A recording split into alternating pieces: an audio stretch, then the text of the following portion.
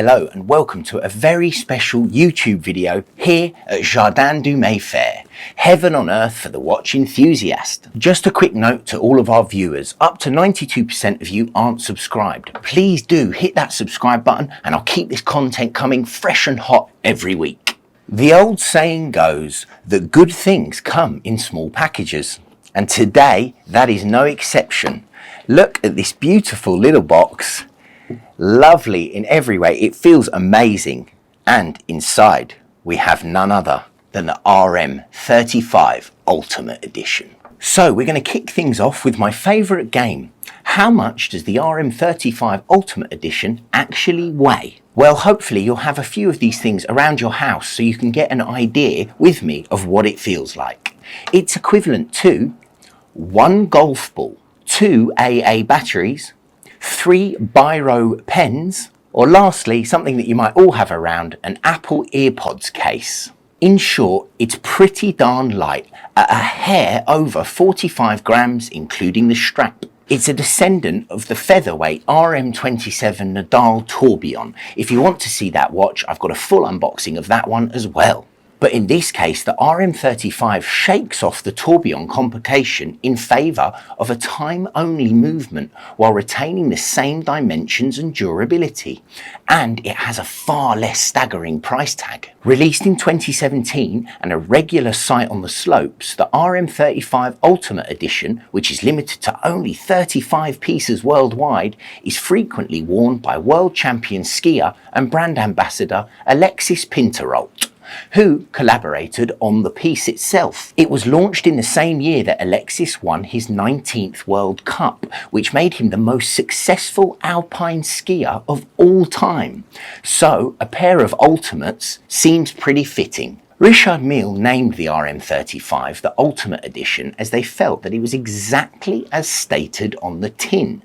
The ultimate iteration of the RM35, which had seen some evolutions since it was first launched in 2011. Now, unsurprisingly, given the brand's love of testing their watches to the far limits, Pinturault has been working with Richard Mille since 2014, and in 2018 he collaborated with them again for the release of the namesake RM6702, which again we have a full video on. During an interview with QP magazine on his partnership with Richard Mille, he explained that he wears all of his RMs while competing, and that the point of partnership is to quite literally test the watches to destruction if necessary, in order for RM to work where the vulnerabilities lie when crashing or slamming the watch onto gates at speeds of approximately 70 kilometers per hour. Fortunately, there has been no destruction as yet, but Alexis did note that he damaged the mechanism on his previous RM35 during a high-speed crash. The original RM35 was a Nadal model encased in a magnesium-aluminium alloy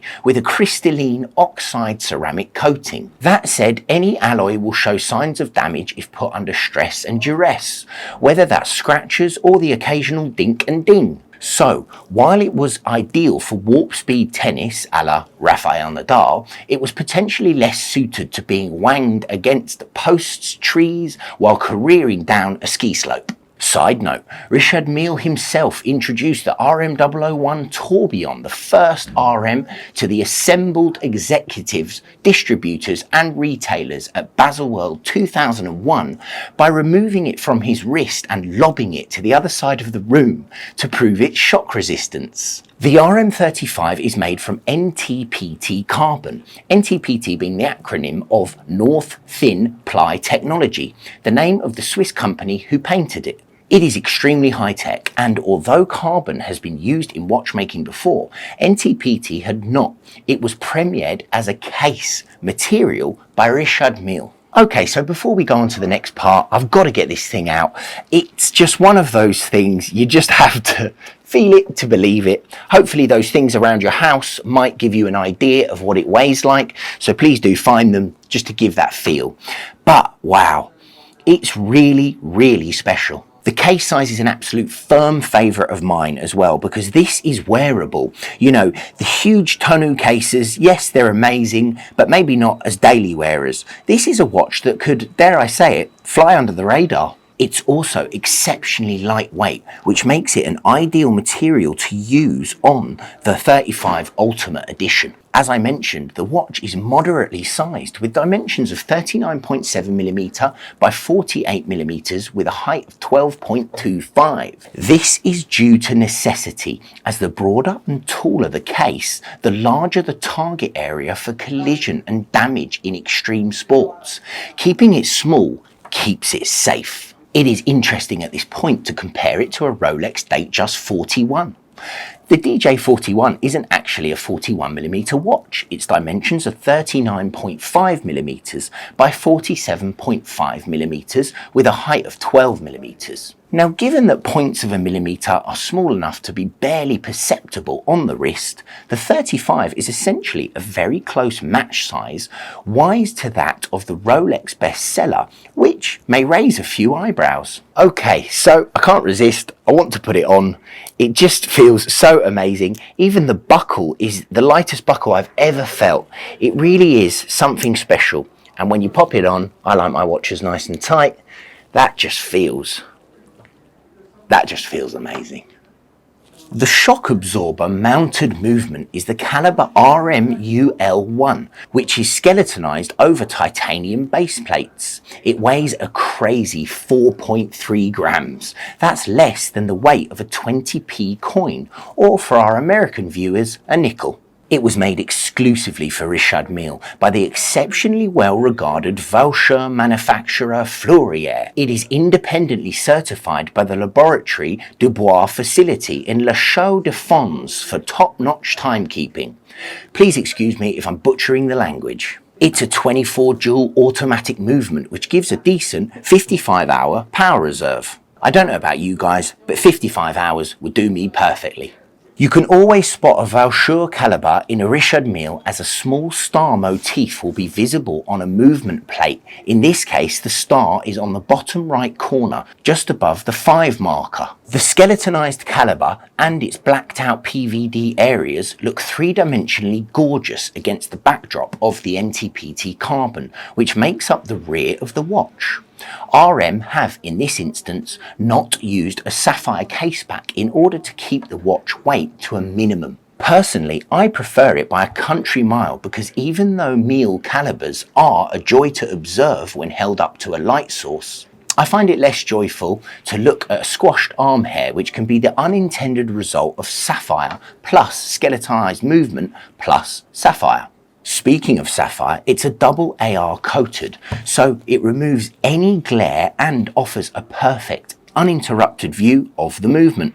The second tip, crown rubber and rehort are all accented in red, which is by no means a first for RM, but it's a welcome dash of colour that elevates the watch away from monochrome.